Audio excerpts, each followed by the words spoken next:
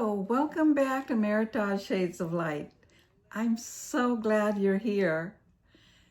Today, we're wrapping up our 5-part series on resilience by exploring relational resilience. The way our relationships can be powerful sources of healing, strength, and growth, especially during our toughest seasons. When life throws us off balance, it's often the steady presence of another human being that helps us find our footage again. It could be a friend, a sibling, a mentor, a child, or even a partner. Relational resilience is the deeply human capacity to lean on and be leaned on in a way that fosters emotional recovery, growth, and meaning. Resilience isn't just something we summon from within. Sometimes it's something we co-create through connection. Relational resilience happens when our emotional bonds provide a safe space to process pain, find perspective, and rebuild our sense of self. It's what happens when someone says, "I see you," or "I've got you," or "You're not alone." You may ask, why is relational resilience so vital? Well, it reminds us of our worth even when we feel broken. It creates co-regulation, calming our nervous system through supportive presence. It encourages healthy interdependence, not isolation. It reflects back to us a vision of ourselves that includes hope and strength. We are wired for connection. Studies show that people with strong social bonds recover faster from trauma, illnesses, and stress. Connection doesn't erase our pain, but it helps us to carry it. I'd like to share something personal with you. We have a dear family friend who has been by our side through thick and thin. He's someone who's always looking out for our health and our well-being. He lives nearby, and honestly, he's been there for us even in ways that our family sometimes can't be. He never hesitates when we're in need. In fact, most of the time, we don't even have to ask. He shows up. Whether it's picking up groceries or simply calling us to check in on us, always with a smile, kindness, and consistency. Now, he's not just a friend. He's our greatest advocate.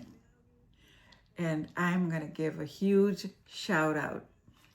Hi, Steve. We're here. We're talking about you. He's dependable. He's caring. He's empathetic. He's grateful. He's smart. And yes, He's even good looking too. He embodies the heart of relational resilience.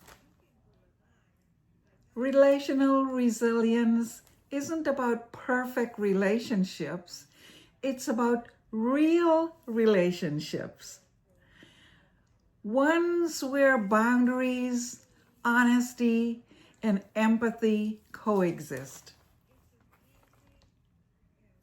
So, how do we cultivate relational resilience?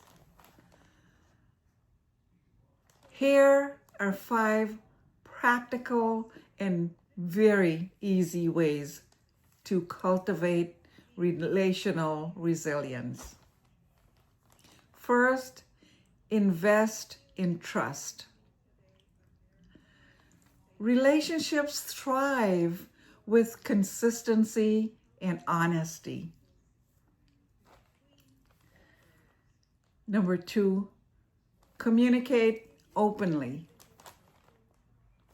Express your needs, feelings, and boundaries with kindness.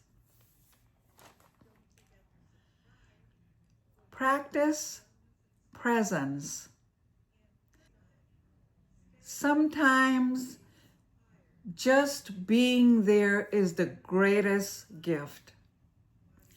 I remember a time when a dear friend of mine went to the doctor and was told that she had cancer. And